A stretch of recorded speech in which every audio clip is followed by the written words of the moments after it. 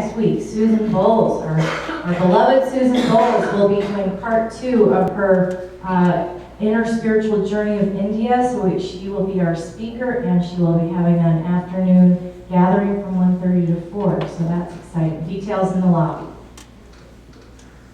And, okay, the weekend after, Sunday, October 6th, Georgia Kyle Shiver, musician, teacher, life coach. He was at Canuga. He was great. Come see him on Sunday. He's our guest speaker, and he'll be doing an afternoon workshop as well. And meditate. Okay, so we're going to be starting this 8-week class. So anybody who is interested in getting credit for any licensed unity teaching, this is a credit class starting October 22nd on Tuesday nights, and that'll be a low offering. So looks like we have to apply and be there for the first class if we want to take it toward our credits. Okay, and one last pitch. I'm just going to send this around. If anybody wants to join the party, just put your name down and we'll start this way and go around that way. And I'll start with you. You want to? Oh, I guess I need to give you a pen.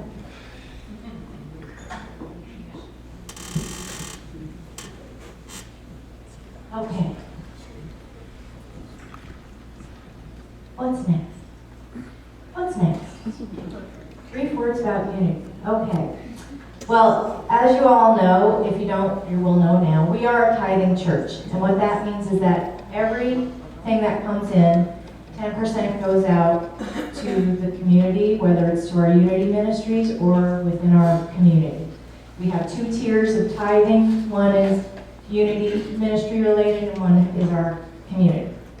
And I would just like to share this. This was sent to me by Charlene, our wonderful office administrator. There's a place called the Namaste Center in Hendersonville, and that was very close to where we were up in Canuga. And so this is kind of a good reminder for me as a treasurer and a board member, and all of us as our congregation, to remember during times that may give the appearances of a challenge. So this is a woman who goes to that Namaste Center, and she was a Prosperity Plus facilitator, and some of us had done the Prosperity class here a couple of times. We've had that here. So she says, "Dear Namaste friends, I would love to share my tithing story with you. My experience is different, yet the same in that it also changed my life in a profound way. When I grew up in Switzerland, there was only the Catholic and Protestant church and a few Baptist groups. The churches were supported by the government, the Baptists were on their own.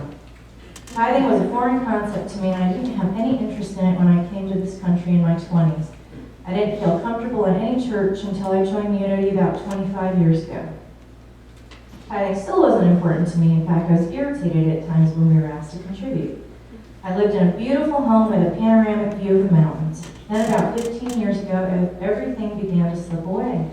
I lost my house and gradually everything else, including almost all my investments. One Sunday, a church member spoke glowingly about a prosperity course he planned to start soon.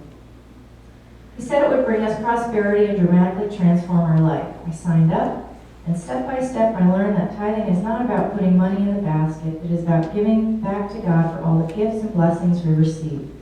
That it is a spiritual and joyful practice. Yes, it was scary at first to give 10%, knowing that I wouldn't have enough for food and gas. But you know what? By some miracle, it was always enough. More miracles began to happen. Abundance came into every part of my life, friends, health, and spiritual. Money arrived many times when I was faced with a big expense. The exact amount would show up. Friends I hadn't seen for years who had no idea about my situation would send checks. When I was pondering about how to pay for some funeral expenses, the exact amount arrived from a friend in Oregon. When I thanked him and told him what he helped me with, he sent me another check explaining that he was glad to help, but that this check was for me to enjoy. To this day, I receive all the blessings which I always share with others who need it more than I do. Giving from the heart not only blesses the receiver and the giver like a flat stone skipping along the water, it creates ripples that go on and on. It is the same with tithing, also giving of your time and talents. It goes far beyond blessing and supporting. Like Wayne Dyer and so many other spiritual leaders said, keep it flowing, and what you give will return in many ways. That is the law of the universe. So I just wanted to share that. I thought that was a nice thing for us to remember. So during maybe times of challenges, we remember that God is with us, God is within us, and we are the lights of the world, and all is well. And now we have our statement of purpose for Unity Christ Church. All together, let's say this. I am the consciousness of Unity Christ Church, a unified board and congregation, nurturing spiritual growth, inspiring creativity, sharing time, talents, treasures, and expanding awareness of divine oneness. And we have a song, God in you and God in me. Oh, hold on. We got this backwards here. Sorry. Hold that thought. We're going to welcome our visitors first. Thank you, Javi. Okay, so our Reverend Spiritual Margaret Leader is not here today, so we got a little backwards here. I would like to welcome everybody again today, but anybody who is here for the first time or hasn't been here in a while, we'd love for you to stand and tell us your name and where you're from. Well, hello. Are you standing to say where you're? Hello, Mr. Grumpy. Hi, over here. How are you? I'm Andy from rural Northern California. Rural Northern California. Welcome. And our ushers will give you a visit. And hello, how are you? Andy and Judy, I'm originally from Buffalo, New York. Welcome. Rocco Renzulli, originally from New Jersey. After I was a flood victim 13 years ago, and I wound up down here. And this morning I decided that I needed help. All right, well, welcome. Yes, good morning. Good morning, Dan and Sandy. We're from Rockford, Illinois. We visit here occasionally when we get the vacation down here. Where we weather, and we've been attending the community in Rockford. Great, welcome. I'm Sarah Roberts. I'm originally from Southwestern Virginia, but also spent a lot of time here in the New Orleans. Welcome. Okay, and now we're going to have a song. Am I supposed to do the daily word first? Yeah. Who did this? Okay, we're gonna have the daily word. What? Well, I think the slideshow's out of order. We're supposed to have a song, then the daily word, and then another song for the meditation. oh, we'll do the daily word. Okay. Turning point. This is a turning point. Okay. Let's all say this affirmation together. Today is my turning point, and now is my moment. So now is our moment to be flexible. Every moment brings an opportunity to experience life anew. Every day carries the potential for transformation and growth, for adopting a fresh perspective, making a different choice, or taking a new path. I choose to make today a turning point day. Whether the changes I make are large or small, each one propels my growth. I discover more about myself, how Spirit works in and through me, and how to express my divine nature in meaningful ways. As I connect with the Spirit within, I know I am supported in every way. I step out in faith to experience life more fully. I am confident and excited as I venture into new territory and embrace this turning point in my life. And from Ecclesiastes 3:1, for everything there is a reason, a season, and a time for every matter under heaven. The bird. And so let's say this affirmation again. Today is my turning point, and now is my moment. And I think do you want to do this now? Because we're going to go into meditation also. Yes? Okay, we're going to do the song. Stand up. Stand up song. We're winging it today. Can you tell?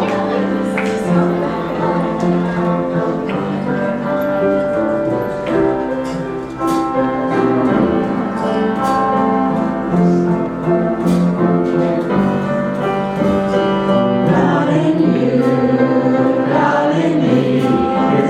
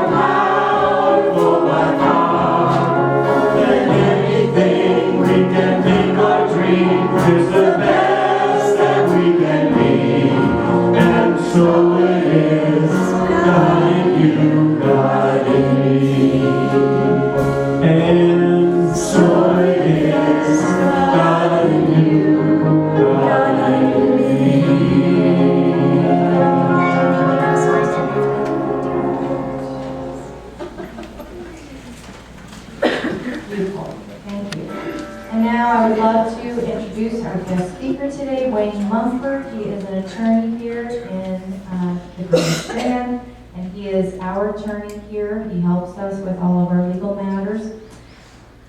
Wayne is the founder of the Mumford Institute, and this was created for the purpose of exploring the role of energy-based universal laws in our life experiences via relationships, money, and religion.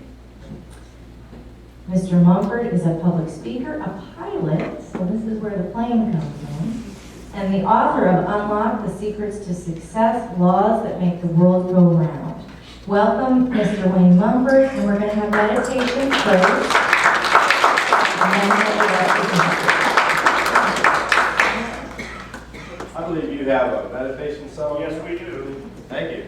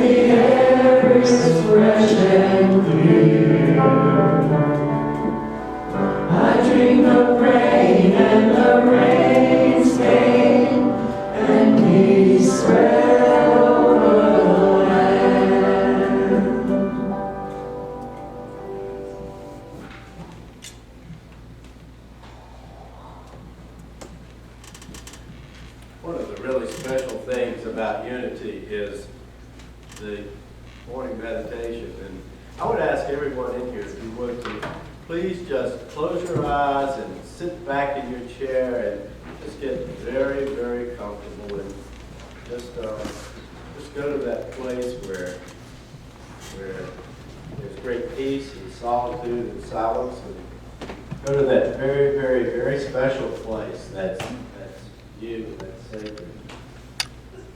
We'll just continue to take deep, prophetic breaths and let those breaths just rise up and down at the same height and depth. And let them slow down, and because all is well and all is safe. And as we continue to breathe in this kind of very gentle fashion, this very loving fashion, let us begin to imagine ourselves going to the very, very special sacred place that's our place, reserved just for us. As we walk down the steps and go through the doors to this sacred place that's ours,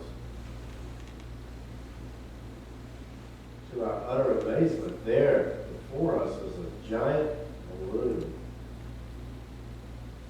We have never seen such a beautiful balloon. It's a hot air balloon. As we get closer, we discover all the colors of the rainbow are on that balloon. As we look up to the sky, there's not a cloud in the sky, and there's that majestic balloon.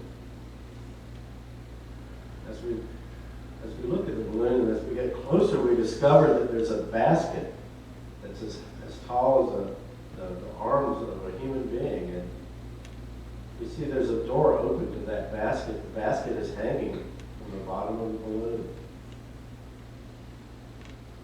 And even though we may be a little uneasy about being under that balloon, still we see a polyp there inside that basket, and we realize that's our inner guide. Such a beautiful, beautiful smile of joy that we see. And the guide is, the polyp is motioning for us to come on inside the basket. The door is open and it's safe and all is well. So we walk up to that basket and we go inside the basket, and the polyp smiles at us, and we know we're loved unconditionally. And we know there's a journey for us that we're going to really find refreshing and rewarding. So we take another deep breath or two and look at that guide, and he moves a little valve, and slowly we begin to lift off the ground, just ever so gently. And we see around us trees, and we notice that we're floating up almost to the height of the trees, and now we're above the trees, and we're just floating ever so gently in the wind, a nice gentle breeze. And as we get higher and higher, we just feel so much freer. We look around and we watch the ground below us as objects become smaller, and we notice we're getting higher now than even the telephone tower, the transmitter tower. Now we're higher than that even. We realize that we're at the edge of a field, and we're beginning to float higher and higher across the field, and we even see a deer running across the field, and the deer can't see us and can't hear us.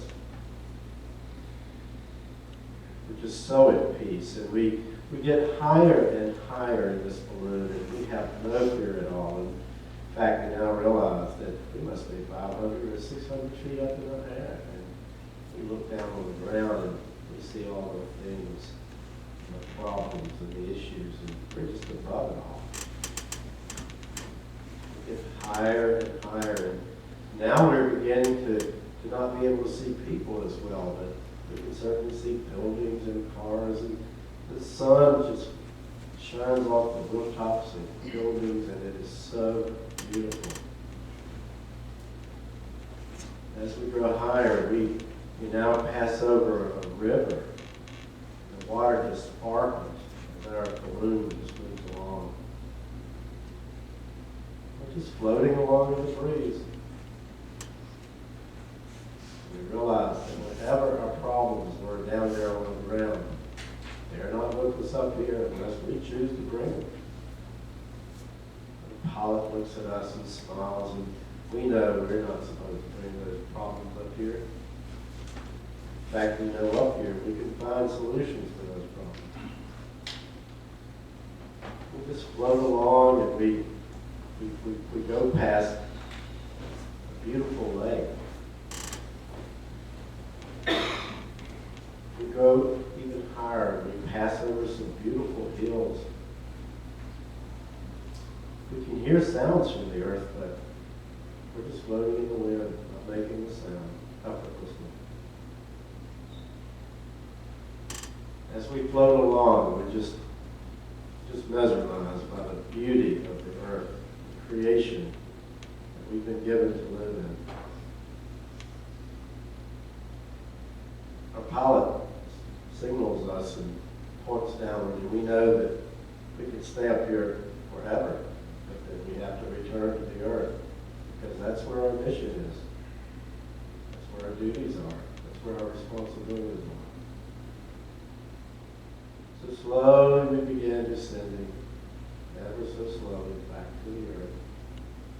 And ever so slowly as we begin to go lower and lower, and we start to see the buildings on the earth become a little larger, and we see a field that's just beautiful, clear grass and soft-looking field, and we know that's where the pilot is going to put this balloon down.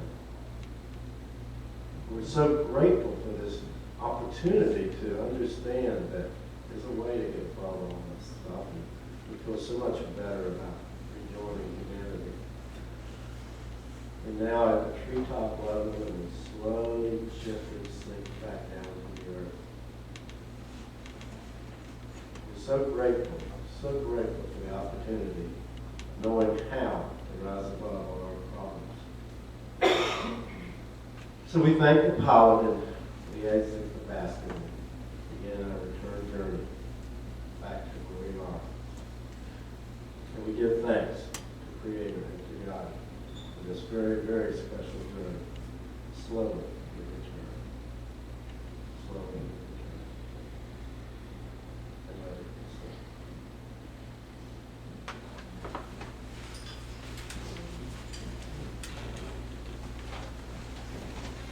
be so. It's a pleasure to be here today. I really, really enjoy Unity and have been familiar with this church since its conception, and it's just such a special, special place.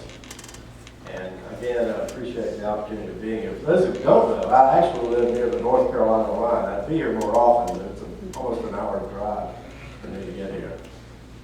But this is such a special church. Do you know how oftentimes we just feel as if, some of us anyway, that we get mired down in whatever our problems are, our life issues, and we wish we could just fly above it all? Mm-hmm. Well, one of life's paradoxes is that we can actually be grounded and still rise above everything. Literally. Let's talk about it. This morning I have 3 readings from Scripture to help us put in perspective this whole issue about lift, drag, and other life lessons. And you know there's a giant conspiracy to make the print smaller. In Isaiah, our first reading, chapter 40, verse 31, "But they who wait for the Lord shall renew their strength. They shall mount up with wings like eagles. They shall run and not be weary. They shall walk and not faint." I'm certain that's a familiar reading that many of you know. And then from Isaiah chapter 55, verse 9, "For as the heavens are higher than the earth, so are my ways higher than your ways, and my thoughts than your thoughts." And then, from 2 Kings, the 2nd chapter, verses 1 and 2, and then verses 11 and 12a. "Now when the Lord was about to take Elijah up to heaven by a whirlwind, Elijah and Elisha were on their way from Gilgal. And Elijah said to Elisha, 'Tarry here, I pray you, for the Lord has sent me as far as Bethel.' But Elisha said, 'As the Lord lives, and as you yourself live, I will not leave you.' So they went down to Bethel.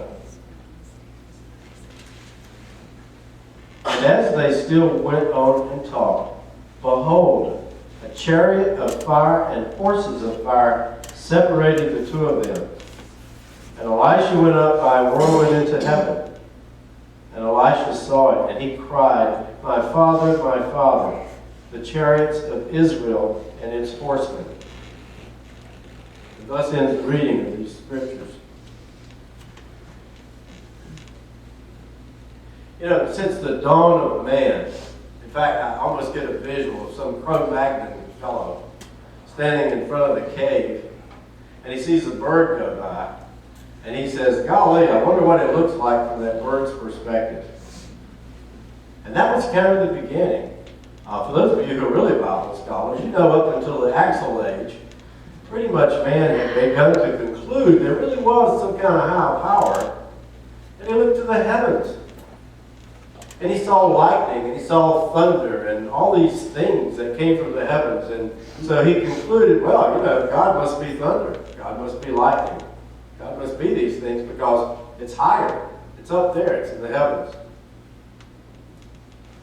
And after the Axle Age came to pass, people began to look at this a little differently and began to, after the Axle Age is actually when the major world religions we know today got started. And so consequently, the focus began to change a bit. Of course, we got off into things like, worshiping wood and stone and metal and other sorts of things. But nonetheless, we sort of eventually got around to the idea that there's a higher power, something greater above us. And from this reading in the Old Testament, it's very clear that the perception of the heavens was that was a higher place, that that's where higher things were. And the perception was, of course, that God came down and visited with the chariot of fire and horses of fire. Now, there's a lot of symbolism in all of that, a lot of allegory, that's probably, I'll leave that to Susan to handle next week. Lights in that. But it wasn't only in the Bible during that period that those kind of conversations were going on. In fact, the Greeks at that time had a horse, the Latin name of which is Pegasus. And the Greeks were of the opinion that there was this divine winged stallion that would carry messages across in the heavens. And then in Greek mythology, there's the story of Icarus, who from the Isle of Crete decided the time had come he needed to leave. And so, in order to leave Crete, of course there was no Airbus leaving at 12:02, so his only choice was to figure a way to get off this island. And he concluded from looking at those birds, he wouldn't figure that out. Just put some feathers on yourself. It worked for the birds. So he put feathers on himself. Of course, they didn't grow on him, so he had to affix them to his body. He used wax. Put all those feathers on him, and guess what? Started flapping his arms, and he flew. But now, as he was flying, he discovered all of a sudden he got too close to the sun. Sun doing what it did, the wax melted, and the rest of the story, you can imagine the end of how that worked out and how that came to pass. And of course, there's the story of Aladdin and the magic carpet. So this idea of flight has been around for a long time. It's natural. It's completely natural. If you went today to a typical psychologist and you said, I've been having these dreams about airplanes, a psychologist who knows all about Sanford and Freud and Jung and all those people would say, oh, well, airplanes, that represents high ideals. High ideas. It represents freedom. It represents getting up above everything. It represents traveling quickly from point A to point B. That's what dreams, that is such a basic dream interpretation. Now, I want to tell you just a little bit about my experience with flight, not because I'm on some ego trip, but I promise I'll make a point of this. When I was about the first grade, I remember that even at that time being fascinated by flight. And I remember that one of our assignments at that age was you were supposed to draw pictures, and then you're supposed to write, and the little book was about 4 or 5 or 6 lines underneath. You're supposed to write a little story about the picture. And I used to draw incessantly pictures about airplanes, and I would write some little story about the airplane. So I've always had this fascination with aircraft. And then, when I went off to college, they had Air Force ROTC, so you know where I signed up. But what I failed to mention is that about the 5th grade, I started wearing glasses. And by the time I got finished with college and ROTC program, I had to get a waiver to go on active duty because I was slightly behind the vision requirement. And of course, it was Vietnam era, and they were happy to get you. But there was going to be no flying. So I spent 4 years in a nuclear missile silo. And I heard rumors the Air Force had planes, but I never saw any. So that's kind of how it went. And we worked long hours, so there was no time to do any flight training on the side at the local base flying club. So then, life went on as life went on. And in the early 80s, I was stationed in Greensboro. I was out of the military this time. I was on a company project, and I was doing a temporary job in Greensboro, North Carolina. And it was out by the airport. And of course, I thought, well, I've got time on my hands. Why don't I go check out this flying thing? And I went over and I took 3 flying lessons. And then I got transferred to Raleigh. And when I got to Raleigh, my work duties tripled, quadrupled, whatever. And I never got back to it. It was sort of all my life when I had the time, I didn't have the money. When I had the money, I didn't have the time. And that's kind of how it went. So then, fast forward, I had some LASIK surgery here in Myrtle Beach, which is why I don't wear glasses now. And, but there was a little problem with the LASIK surgery. I developed halo vision. And so I would look at light. If I saw that light, I would see all this stuff around it. And so I assumed that was the end of ever thinking I might be actually able to fly. So that was kind of the status for some years that passed. And then I ran into a friend of mine who was in his 30s, and he had started taking flight training over here at Myrtle Beach at the airport. And he said, you know, you ought to go get a physical and see if you can pass the thing. I said, okay. So I went and took the physical, and much to my utter astonishment, I actually passed it. And so I thought, well, how about that? The universe is saying it's time now that I can take some flying lessons. I now, if I could make some time and I could afford it, so I thought I'll do it. But my goal was just simply to solo the airplane. I thought, you know what? I'm 62 years old. I'm out here starting flying lessons. Am I nuts? And I thought, well, I just won't be able to solo the airplane. So I took the plane, I started the stuff, I got to the solo part and did it. Well, you know, you get that far and you think, my goodness, I should go and get my private license. So I went on and got my private license. Well, shortly thereafter, I got caught on the edge of a storm. And I realized then, you know what, I need to learn how to fly an instrument. So, you know, here we go. So then I started instrument training, and so at 64, I got my instrument rating. Well, you know, this is cool. And then I realized, you know, I don't think I know enough about flying. I don't really feel safe flying this plane. I need to know more about it. Well, the next thing I know, I started studying the commercial flight course, and at 66, I got my commercial rating. I'm done. I want y'all to know something. In that period of time since I started flying, I now have a little over 600 hours of flight time. I have flown to Oklahoma. I have flown out to the Bahamas over the ocean. And by the way, I can tell you, when you go out over the ocean, you can't see any land, and you're in a single-engine airplane with 4 seats in it, you start hearing sounds in that motor you never have heard. You think, uh-oh, this is not good. Well, I have to tell you, the only reason, and I'll come back a little bit in a minute about age and flying and those kinds of things, but it occurred to me that of all the endeavors I think I've ever pursued, flying has as many or more metaphysical messages of anything I've ever done. It's filled with analogies and metaphysical lessons, and, you know, well, first I need to ask, are there any pilots out here in this room? Anybody got any flight training out here? Some of you I know are petrified about getting in an airplane. So for those of you who don't even want to hear about planes, listen to the metaphysical side of it. Maybe that'll work for you.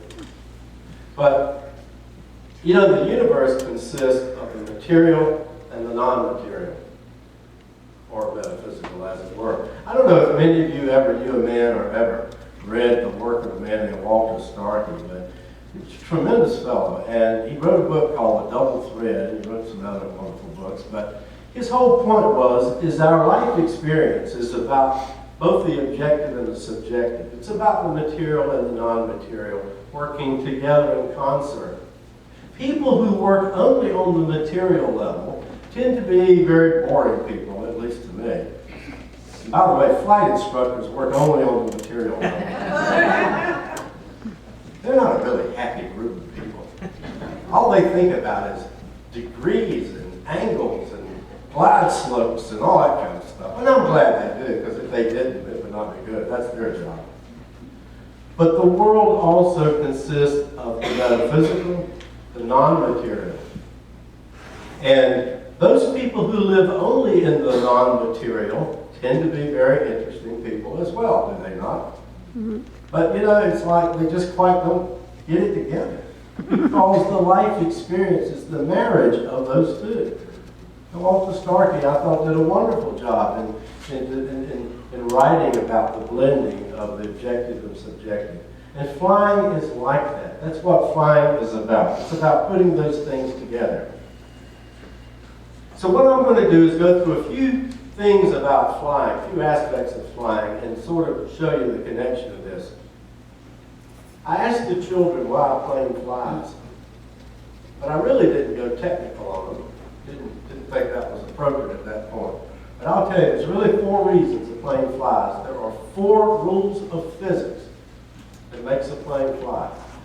Lift, which is what the wings let you do. Drag, which is what holds that plane back. Thrust, which is that propeller, that engine, that motor. And gravity. Gravity wants to hold it down on the ground.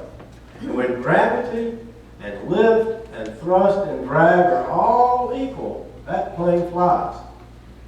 So it's easy to see the connection of that metaphor. What lifts you up in your life? You're not going to fly if you don't have a way to get lifted up. Lifting up is listening to some of these songs this morning and listening to the daily word meditation. Those are things that lift us up. And we have to find in our lives, we have to find things that lift us up. We're never going to get off the ground if we don't have things that lift us up. Because gravity is what keeps us here on this earth. Thank goodness we've got gravity.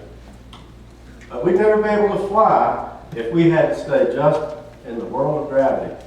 What's holding you down?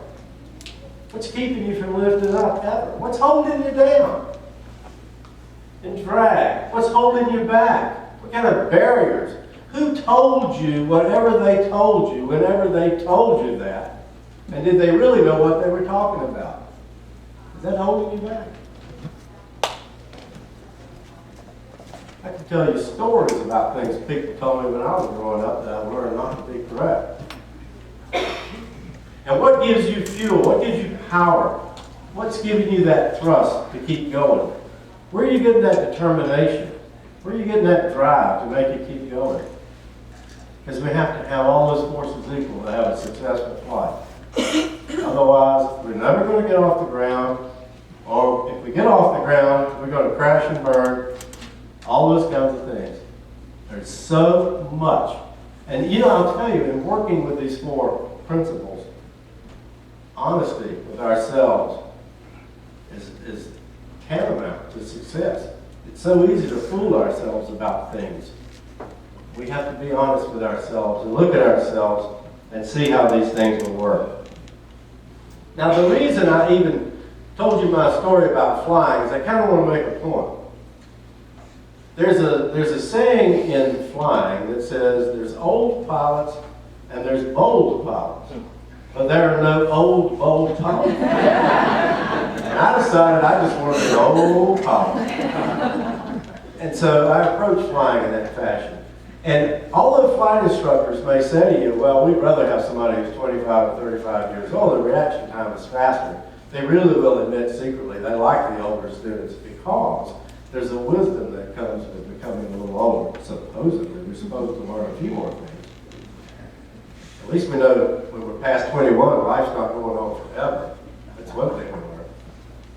But the truth is, and the whole point of that exercise is not for my ego gratification about the age at which I started all that stuff, but to say to you, listen, I don't care what it is. You can learn it. You can still do it.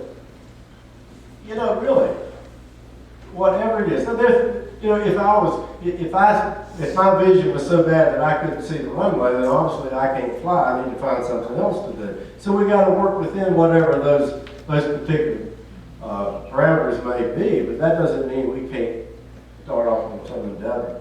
If there's something we've always kind of wanted to do it. Amen. Do it. Life is too short. Do it. So, 62 is not too old to start flying, by the way. If there's any of you in here that want to start flying, either 68 for that matter, go for it. And don't forget, it's okay to be an old pilot. Another aspect of flying I want to spend a few minutes on is the takeoff. To me, the takeoff is the most exhilarating part of flying. I love it when that plane lifts up off the ground. Man, I am free. And I'll tell you, a pilot is very, very busy when that plane lifts off the ground. I'm doing lots of stuff. I am really busy. But I'll tell you what, I'm still exhilarated about the fact I'm flying. Man, this is cool. It's really, really delightful, that feeling. You don't get the feeling well, look, let me tell you. Aviation is divided into two categories. There's what is called general aviation, which is the kind of flying I do. I've flown 8 different planes, and the plane I fly now, its average speed is 140 miles an hour, and it has 6 seats in it. So that's the kind of flying I do. And the other kind of flying is what is called commercial aviation, and that's what we call the big iron. And that's the stuff when you get in this giant machine cocoon, and you really don't get the sensation of flight that you get in the smaller aircraft. So when you're in a smaller aircraft, 2-seater, 4-seater, 6-seater, you really know when that plane's put off the runway. I mean, you can feel it, every bit of it. And now you ask, okay, what in the world does taking off an airplane have to do with life's journey? Well, the answer is, hey baby, when you take off, you are committed. There's no pulling off to the gas station. There's no, gee, I think I'll change my mind. You're now in the air. And you're now in charge of a machine that has a lot of horsepower cranking out, and you're climbing faster and faster, higher and higher.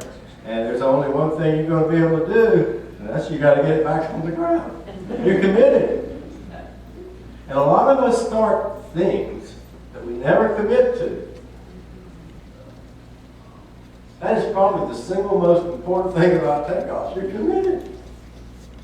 And I'll tell you, if there's a project that you want to start, if there's something you haven't done, and you think, okay, today's the day I'm going to make my commitment to do it, I have to tell you, there's one thing pilots do all the time, no matter how long they've been flying.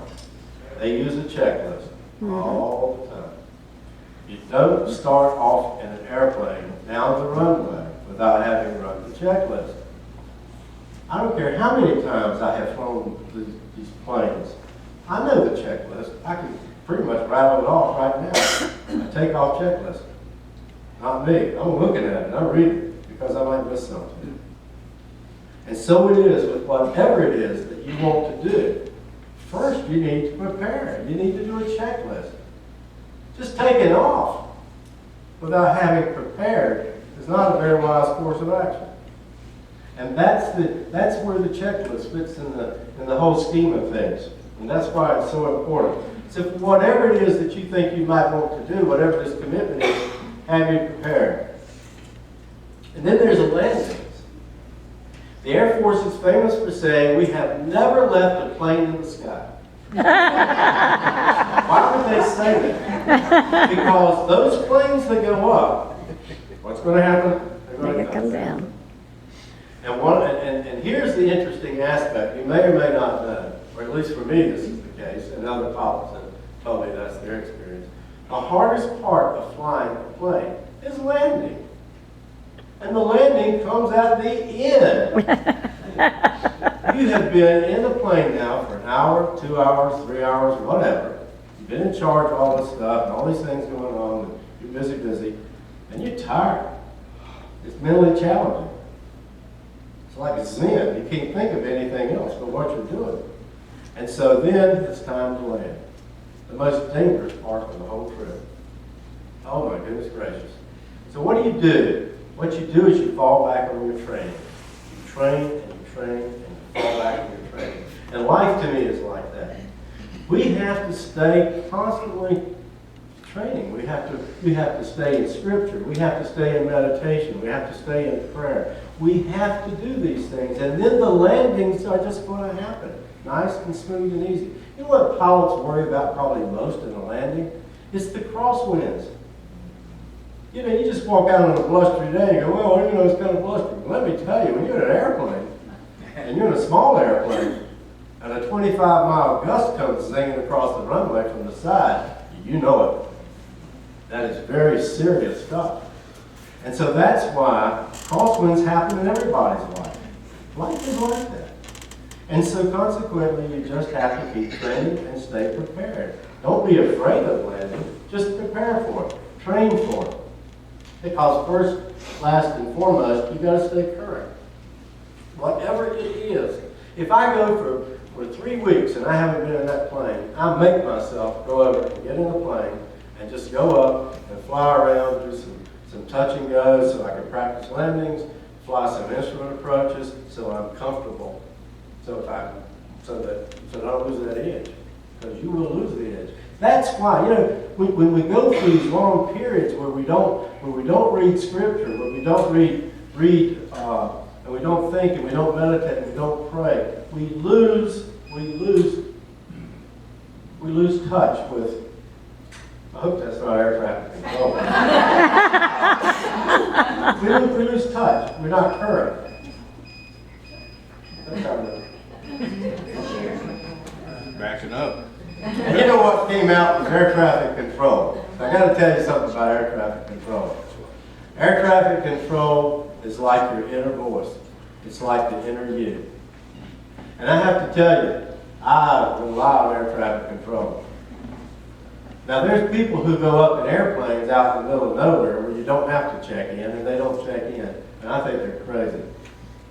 Let me tell you, I don't even take off. I never take off without checking in. And I work with air traffic control all the time because those guys are good. They have kept me out of trouble.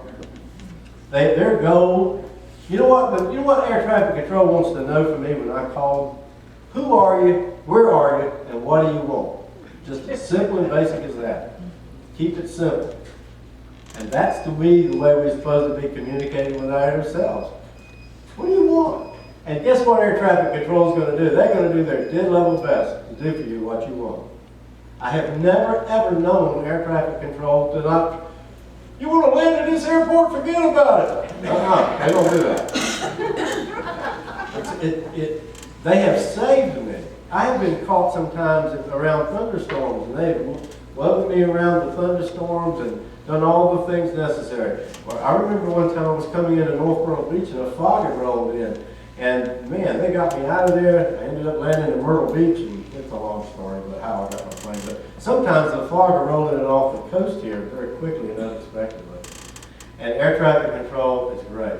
So it is with our inner guides. We have to be listening. And I'll tell you, when you get ready to take off on a plane, they will give you a frequency that you tune in on the radio on your plane. So that constantly, they are touching, they're sending you a little blip. They know who you are and where you are. You know, when you're born, every one of us, when we're born, is given a code. It's our DNA code. Everybody's got a different DNA code. Everybody. But guess what? Air traffic control knows who you are, where you are, and so does the Spirit. So does God. Tell them what you need. Now there is a trust and verify element to this. If they tell you something that you know is absolutely wrong, then you question it. So if you get some voice and it tells you to go blow up the building next door, well, obviously something's wrong with that voice, and you need to verify that message. But I've never known air traffic control to tell you something that is not going to be positive and designed to help you. And thus it is with our inner voice. Altitude. Pilots love altitude. Why? The reason is because the higher you are, if you have an engine problem, you have more time to make a decision. But I'll tell you what's so cool about flying. General aviation pilots stay between maybe 4,000 and 10,000 feet. And it is so exciting to be, as you grow higher and higher, and you just look down and you see the You can't see the people anymore. Then you can't see the cars anymore. After a while, you can't even see the houses. And it is so exhilarating to be up there, flying around clouds, looking at the rivers. And if you've never flown over Mount Mitchell, if you've never flown over the Smoky Mountains, it looks like just waves of green waves. It's breathtakingly beautiful. Flying over here in the ocean, to see the sparkling of the ocean. Sometimes if you're down flying fairly low, you can even see schools of porpoises going along in the water. It is absolutely a spectacular experience. And the thing that's so striking metaphysically about that is that you know that God in the highest heavens, from the perspective far beyond your 8,000 feet, not only is seeing all of that, the master of the universe, but sees you. That is what is so cool. How in the world could the maker of the entire creation have enough time and energy and the divine love and divine intelligence to actually care about an individual walking around on the face of the earth? Even at 8,000 feet, you can't see him. Why in the world? How does that work? It's the most amazing paradox and mystery. And that's what's so great about altitude. Fuel, that's another one. Aircraft fuel has to be pure fuel. It's 100 low lead octane, for those of you that are interested. And you can't have any kind of water in it at all. Not good. Well, so it is with our lives. If we don't have uncontaminated fuel, we're going to sputter along. We're not going to go very far. If our bodies are being not properly nourished, they're not going to serve us. We're not going to make a successful flight. How about if we are filling our minds constantly with garbage? We're not going to have a very good flight. We have to stay pure. The flight will be better, happier, and safer if we stay pure. And so it is with the fuel. I could go on, and I'm sure many of you are happy that I'm not going to do that. I could go on forever about the compass and the rudder. If you don't know where you're going, you ain't going nowhere. If you don't have a rudder that's helping you stay on your moral course, you're never going to get there. You got to know where you're going. Otherwise, you're just going to fly around aimlessly until you run out of fuel. And wherever you run out of fuel is where you end up. If you don't know where you're going, you're going to go nowhere fast. Weather, another area that I'm not going to spend time on. Boy, talk about fascinating aspect of God's power is weather. When you start flying, the first thing you always do when you walk outside is look up at the sky. I never did that before I started flying. Because you're always looking at what kind of flight conditions do we have right now. And you have to learn to trust the instruments. You know, I've taken off when the ceiling has been 500 feet. And I've flown for like 2 hours when I could see nothing beyond about that far in front of me. Because I'm looking at instruments in the airplane. And the way I feel, my body feels, is not what those instruments are telling me. And I have to learn to go by those instruments. I have to learn to trust them. Faith, that is faith. Faith. We can't go by how it feels. We got to go about what we've been told by the masters, what we've been guided to do. We can't necessarily go by how we feel. Feeling's fine, but it's not always accurate. So whether you're into flying or not into flying, I hope you found these metaphysical connections to flying to be of interest. And the next time you see an airplane go by, don't forget, by the way, you're not too old to be up there flying it. And just remember, you know, God is in everything. God is in all. God is with us. God is all. Whatever you do in life, have a safe and happy flight. Amen.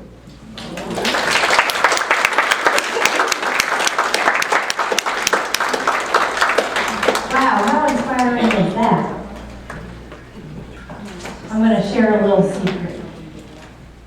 I told myself, I don't know, maybe 15 years ago, that by the time I was 50, I was going to get my pilot's license. So I only have about 8 months to go.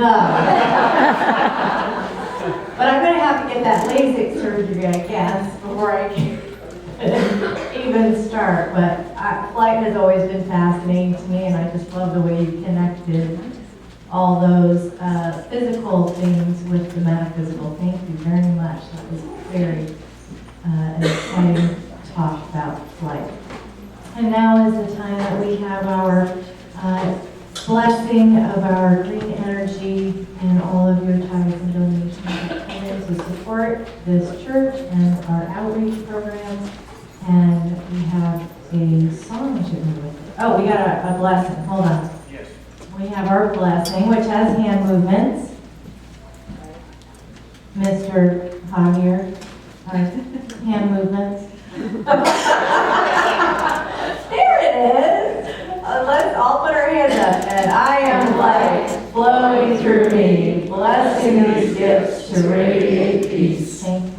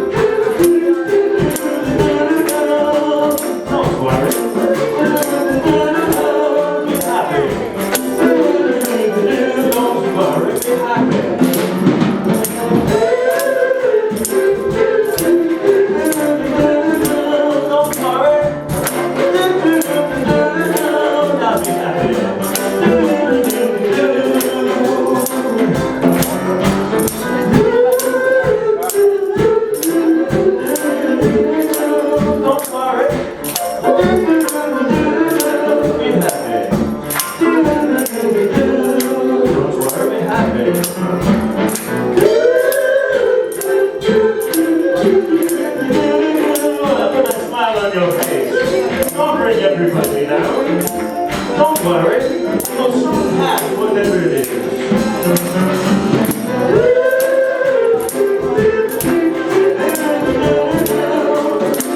Don't worry. Be happy.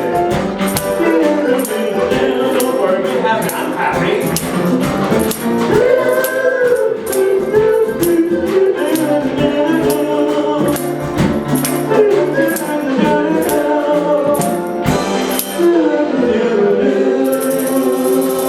Be happy now. All right, and we will bless our green energy one more time. The offertory blessing on the screen. I am light, flowing through me, blessing these gifts to radiate peace. Thank you. And just a couple of quick announcements. Okay, we've got oneness blessing in the Peace Chapel right after service. We've got a couple of blessing givers here. Yes, for the oneness in the Peace Chapel. Next Sunday, we've got Susan Bowles, Oneness, Glory to the Sky. Come and see that. And we will also have an afternoon gathering, 1:30 to 4, with Susan on her trip to India. And then we've got, let's make our circle here, and we'll say our prayer for protection. And then we'll sing our peace songs.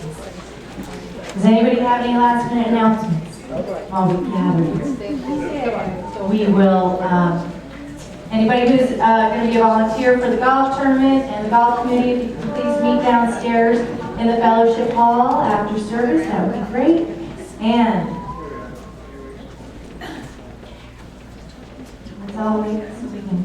Okay, so we've got our prayer for protection up on the screen. Together, the light of God surrounds us, the love